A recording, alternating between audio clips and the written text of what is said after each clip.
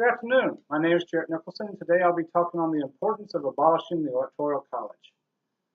During my lifetime, I've had several opportunities to witness elections for President of the United States.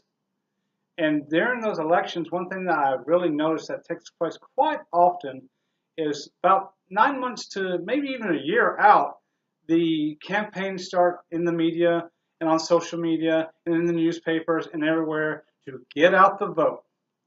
Make the vote count. You're making change in this world. Make the vote count. And like I said, you see it everywhere. It's on Facebook. It's on, well, in my day, it was on MTV. Yeah, I couldn't tell the last time MTV showed a video, but I digress.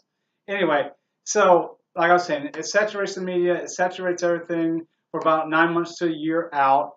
And then as we get closer to the elections, say 6 months, and we started having some primaries, and we started having some candidates drop out, you notice something. The get out and vote, vote, vote starts to go down, down, down. And the focus on the Electoral College starts going up, up, up. The problem with this is this. You have candidates that start out and they're focusing their canvas in the entire country. And they're making sure they get in everybody's face. And they're making sure that they're baby kissing and shaking hands all over the country. This is about a year out.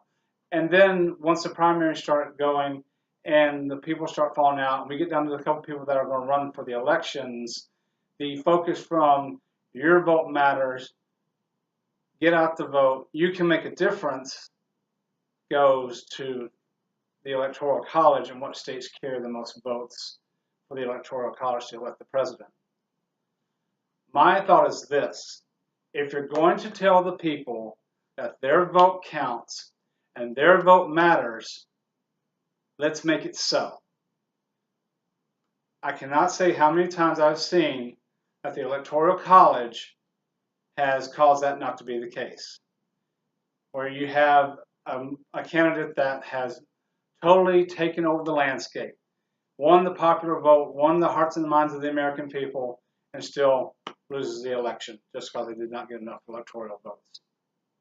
I believe this would also allow the candidates to have more focus on all the country and all the states within, instead of being focused on only a couple of states where they feel that they could score the most electoral points and be focused on their problems.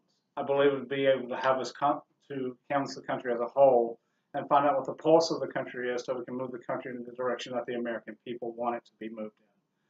I believe that this would put more of a say for the country in the hands of the American people where it belongs, and to be able to elect their leaders. And it's not all bad. If you were to take away the Electoral College, yes, it would vastly improve the popular vote because that would be the way that we would elect our leaders. But also, it would take away the pressure off the candidates, and it would allow them to go out and meet more of the people and shake more of the hands and make the votes in Palestine, Texas as much valuable as the ones in New York City and actually mean it.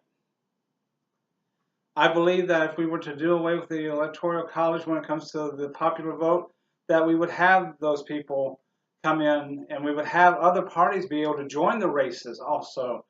And we would be able to have more than the couple of candidates at the end. And we would be able to reflect the changes that we wish to see in this country, as so many of the candidates have said in the past. And it would make them run a more truth and trustworthy campaign.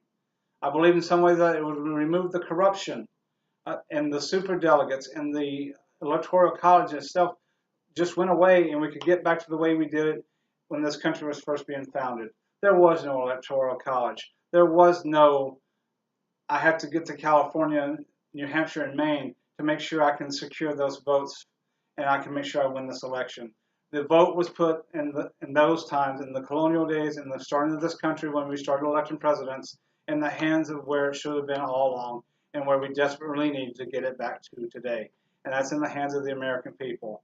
If they want to make this country great again, deal away with the Electoral College and put the rights to vote and the rights to make change in the hands of the people that you promised to for decades now, and put it back in their hands and where it belongs.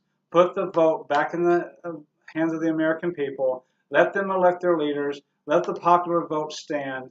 And let's please, please deal away with the Electoral College. I guarantee it will make this country better in the long run. And I thank you for listening, and good afternoon.